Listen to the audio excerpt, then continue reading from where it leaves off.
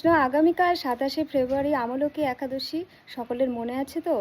আমলকি একাদশীর বিশেষ মাহাত্ম্য আছে। তার মধ্যে হচ্ছে একসময় পুরাকালে যখন মহাপ্রলয় হয়েছিল, তখন দেবতা, দানব, গান্ধর্ব, অসুর, স্থাবর জঙ্গম যখন ধ্বংস হয়ে যায়, তখন ভগবান পরমেশ্বর একার্ণবে জলে শয়ন ছিল। তার মুখবিন্দ থেকে এক বিন্দু জল ভূমিতে পড়েছিল। সেই জল থেকে বিশাল আকারে ফলে ভর্তি আমলকি বৃক্ষের জন্ম হয়েছিল। সেই আমলকি বৃক্ষ থেকে দেবতা, দানব, অসুর, স্থাবর জঙ্গম সৃষ্টি হয়েছিল। তো এই আমলকি এত শ্রেষ্ঠ, আমলকি যদি কেউ একবারও স্মরণ করে তাহলে তার সহস্র গোদানের ফল লাভ হয়। আর যদি এই ফল ভক্ষণ করে বা গ্রহণ করে, সে তার দ্বিগুণ ফল লাভ হয়।